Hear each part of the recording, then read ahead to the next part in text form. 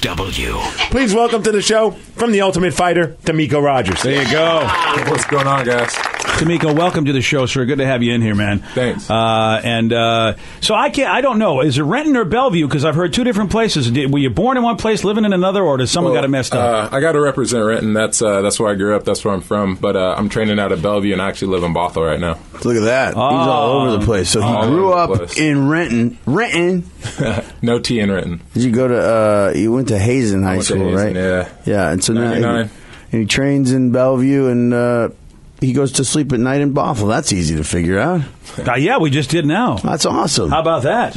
I've just seen a couple of interviews, with Demico, and I have to say, Demico, man, and you said it yourself, and I think it's so cool. Your claim to fame is that you're an articulate guy that really takes the sport seriously, but you're not like you're not a stupid guy. You've even come out and said, I'm an intelligent guy, I'm articulate, and I'm a fighter, and you feel like that is what makes you stand out, at least from what I could tell in the interview that you did. I thought that was awesome. Yeah, it's I haven't taken too much damage yet. Maybe a few more fights, I might talk a little dumber, but right now I'm doing all right. It was awesome when we went to Rumble on the Ridge, and you fought some dude, and it was just like he came out. I'm like, oh, okay, this should be a good fight. And then you came out. I'm like, oh, there is no chance this guy's going to survive. And I think it was like 25 seconds, and you just pummeled the dude. And the place went nuts. So I know that you have a lot of love in this town, and I bet a lot of people are stoked to see you on The Ultimate Fighter. Yeah, man, I've been in the Northwest my whole life. I got a big fan base out here, a lot of family, a lot of friends. So, everyone always comes out to support me. It's great. And Steve, I'm going to give you I'm giving you and Double R a lot of props, because when you saw Rumble on the Ridge, the only name you guys were raving about was Demico. Yes. And apparently you guys knew what you were looking at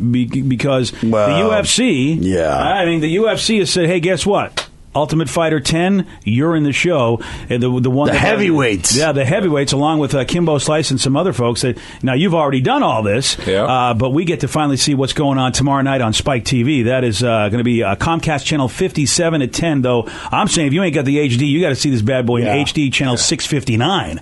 And you want to see that sweat beading up. Now, Demico, this is interesting because you're making this decision. You had a great job, working with Mercedes. You were working your way up to become really expert in that profession. How has this gone over with all the loved ones when you've said, you know what, I'm going to go do this? My father would have said, what are you, crazy boy? I mean, that's what he would have said to me. Well, they supported me from day one. I just went in the gym just trying to, get in shape. I wasn't really planning on fighting and stuff like that. But, when I got in there, I just, my competitive, my attitude, my edge just took over. And, it was only a matter of time before I got in the cage. But, everyone's been supportive of me. And it's hard to not be supportive when you're winning. So, we'll see how the future goes. But right now, everyone's jumping on the bandwagon, and it's great, man. I'm enjoying the ride. Well, the Ultimate Fighter had to be at least super proof that, whoa, there's something going on here, because it's not like they pick anybody for that.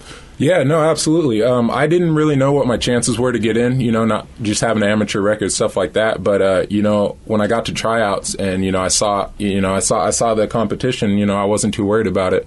And then when I made the show, I was like, all right, maybe I really can do this. Nice. That's nice. So how did that tryout work? Yeah. Like, what did they do in order to put you on the show? Do you just show up and punch somebody in the face? Or? Pretty much.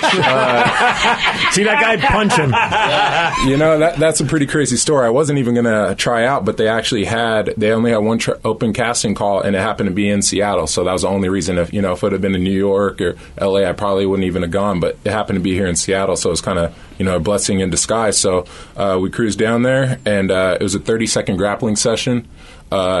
Went through that, submitted my guy twice in like 30 seconds. Second session was working pads with your coach. Went through that, no problem.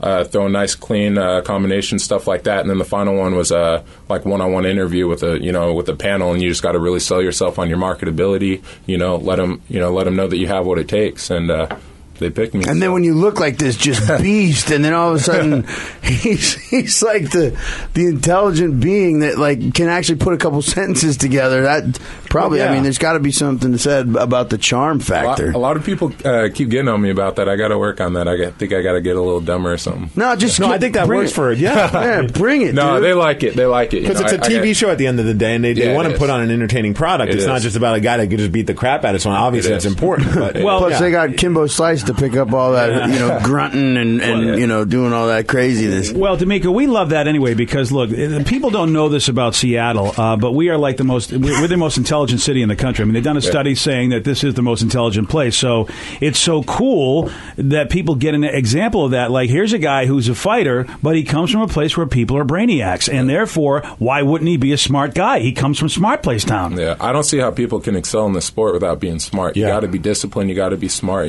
On the street, if you want to fight on the street, you can be you can do whatever you want. But if you're going to be in the gym, it takes a lot of dedication, a lot of skills, and a lot of smart. So, if you look at the guys at the real top level of the game, a lot of them are really smart. You look at the George St. Pierre's, things like that. Those guys are really intelligent. So, it's nothing out of the ordinary. And that's what people really don't get about ultimate fighting and mixed martial arts. They don't get that there is a strategy involved. And I remember you saying that that's one of the things you want to do for the sport is you really want to show people this just isn't a bunch of barbarians hitting each other any way they can without even thinking. Yeah, absolutely.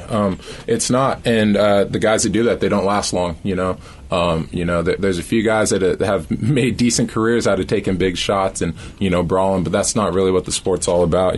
There is an art to it, and I'm trying to bring a new fan base into it. People that I know from other aspects of life, I'm bringing them into this and seeing that, it takes some skill, it takes some focus and some determination. Maybe you should get that message to that big pussy John Canzano that wrote that article about the UFC. Remember the Oregonian guy? Yeah. After UFC 102, the guy wrote a real bad article about the UFC, and I was I'm so sad to see a man just not get it. And he even left. I guess he left after he saw the guy that got knocked down because he got kicked in the junk. But he didn't even see the main event. That was an undercard match that didn't even go on pay-per-view. Exactly. He didn't even see the main event where obviously when you're starting out, you're going to make mistakes, and look, kicking a guy in the junk is unfortunate, and in the UFC can be penalize the guy who does the kicking if they think it was intentional. I didn't see that fight, but you'll get groin shots accidentally all the time, but it is what it is. People aren't going to figure it out, and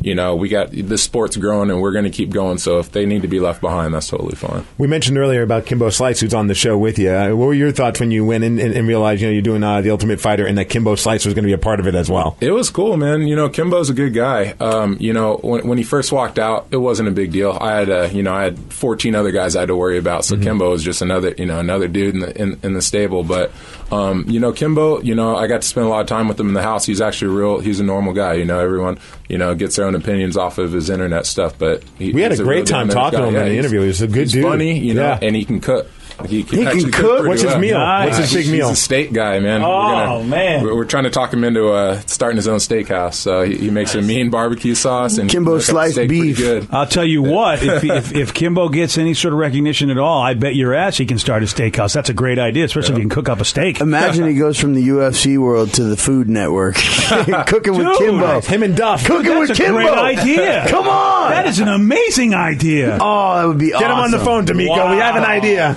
You know what? All he needs to be able is just to make a name for himself in the UFC. I don't know who ended up. And that's the thing about this, usually when there's an elimination thing where you have one winner, like, the Ultimate Fighter. But, this is pretty much good for you anyway, no matter how it ends up for you, I would imagine. It's going to be great. I'm going to just take it and run with it. A lot of guys get on the show and they get all hooked on the fame and people recognizing them, and they forget, where they came from and what got them there is the hard work. So I'm really trying to stay focused on that, make sure I get with the right camps, get the training in I need, stuff like that. And, the fame and all that stuff will come with it. But hard work is, number one right now. The BJ Shea Morning Experience on 99.9 KISW.